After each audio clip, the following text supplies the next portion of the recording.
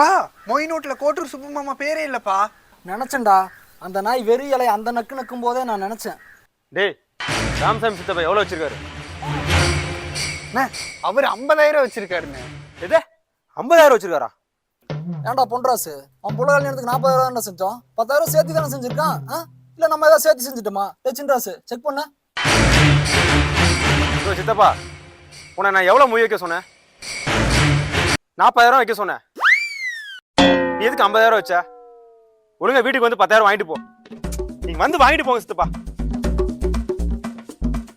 டேய் பொள்ளாச்சி மாமா எவ்வளவு பவுன் போட்டுருக்கான்னு பாரு.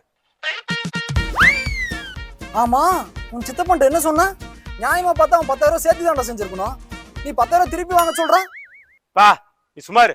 டேய் சொல்றா. 3 பவுனு. 3 பவுனா? ஹலோ மாமா, யாரை கேட்டு 3 பவுன் போட்ட?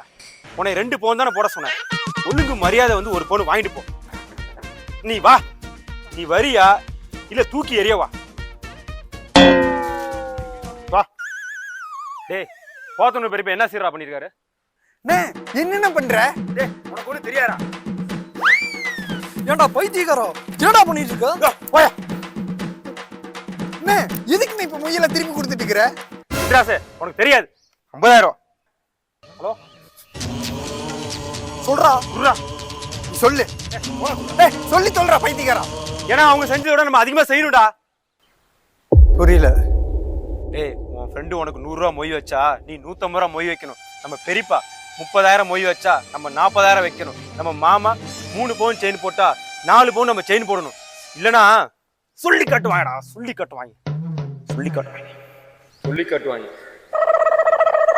அன்னைக்கு நகை விலை எவ்வளோ, இன்னைக்கு நகை விலை எவ்வளோ? இங்க நிக்கிறான் பாரு, எல்லா பக்கம் வாங்க மட்டும் தான் செய்யறான். திருப்பி செய்யறேன் யாரு? நான் தான்.